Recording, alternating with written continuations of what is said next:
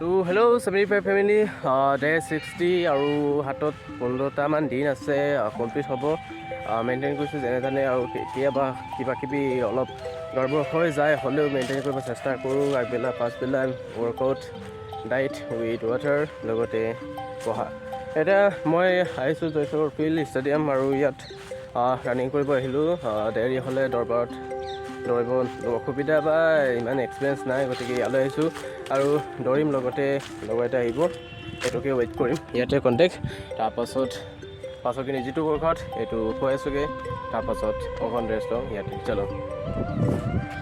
আৰু আমাৰ দৌৰা শেষ হৈছিলে, গতিকে শেষ হোৱাৰ পাছত এনেদৰে অলপ ষ্ট্ৰেচিং কৰি আমি প্ৰেক্টিছ আৰম্ভ কৰি শেষৰ প্ৰেক্টিছ কৰিছোঁ। লগতে এনেদৰে আৰু তাৰপাছত দৌৰিলোঁ কেইটামান টাইম, কিমান দৌৰিলোঁ এইটো দেখাব নোৱাৰিলোঁ, বা দেখাবলৈ বহুত স্পেচৰ প্ৰয়োজন, গতিকে এইটো নোৱাৰিলোঁ।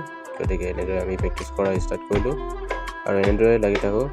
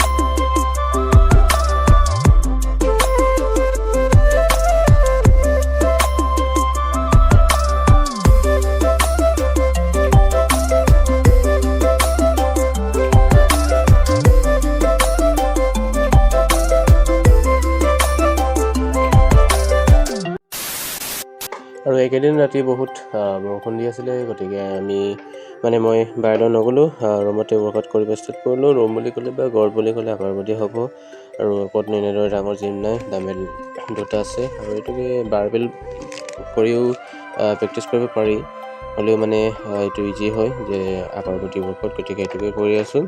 তাৰপিছত আজিৰ ফিচাৰ হ'ব এইটো, আৰু এইটোৱে হ'ব আজিৰ ভিডিঅ'টো। লগ পাম নেক্সট ভিডিঅ'ত, তেতিয়ালৈকে tata bye bye and take care, thank U.